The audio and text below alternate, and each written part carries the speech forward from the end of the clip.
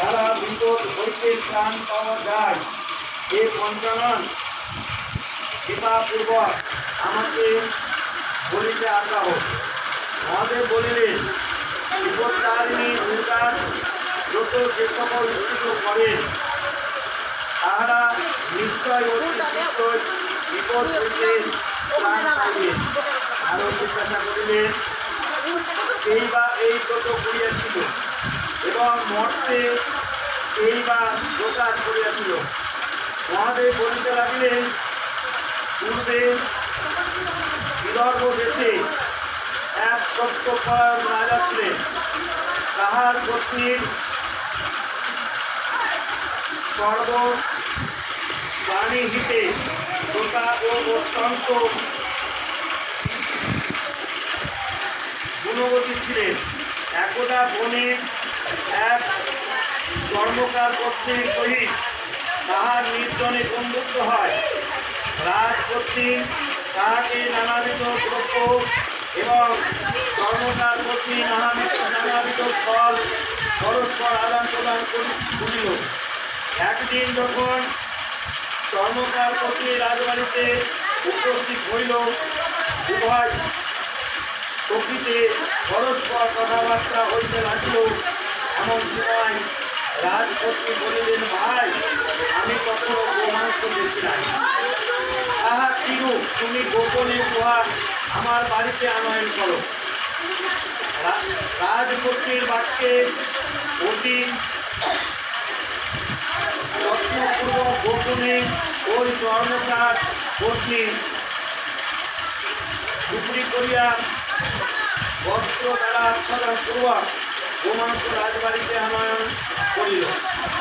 রাজপত্নী উহা গোপনে নিজ গৃহে রাখিয়া দিলেন। রাজভৃত্য দেখিতে পাইয়া রাজাকে বলিয়া দিলেন। রাজা অত্যন্ত ক্রুদ্ধ হইয়া বাটিতে আসিলেন এবং রাজপত্নীকে আহ্বান পূর্বক বলিলেন, তোমার গৃহে কি লুকাইয়া রাখিয়াছ সেগুলো আনো। কি রাখিয়াছ তাহা যদি সত্য না বলো, তাহা হইলে আজই তোমাকে যম ভবনে পাঠাইব।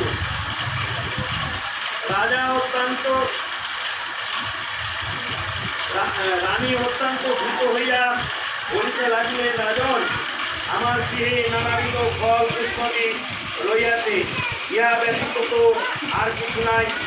এই কথা বলিয়া মনে মনে দুর্গা দেবী মা বিপদতারিণী স্মরণ করিতে আরম্ভ করিলেন।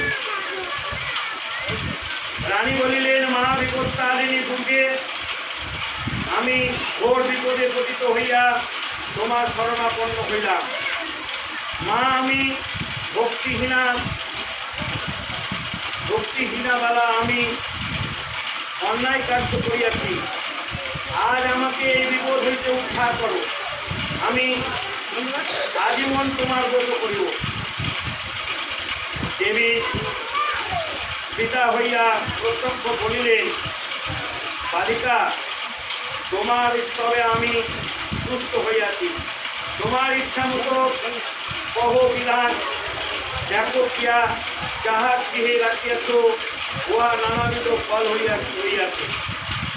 উহা মহারাজাকে দিলে তিনি বিশেষ সন্তুষ্ট হইবেন।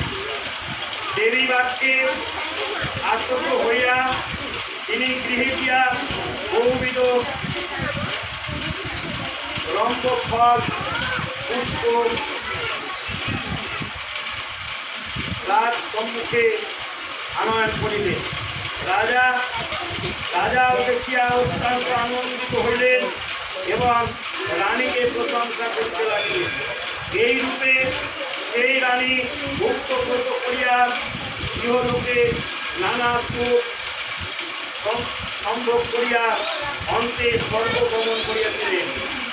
নারদ বলিলেন, হে শঙ্কর, ইহার বিধান কি? বলিতে আজ্ঞা হোক। মহাদেব বলিলেন, সম্মোহিত হইয়া শ্রবণ করো। ইহার বিধান বলিতেছি। আষাঢ় মাসের শুক্লপক্ষে দ্বিতীয়ার পর দশমীর মধ্যে শনিবার দিন এবং মঙ্গলবার দিন এই ব্রত করিতে হয়।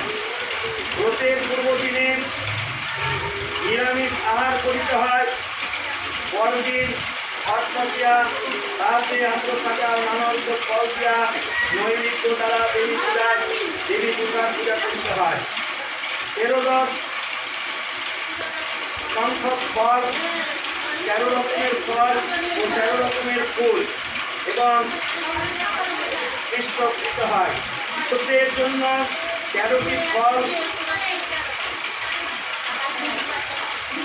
ও 13টা পান, 13টা সুপারি এবং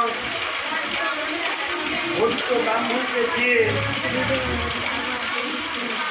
আর 1 ভাগ রতি লইবে। একটি ভোজ্য উপবিত সহিত দান করিবে এবং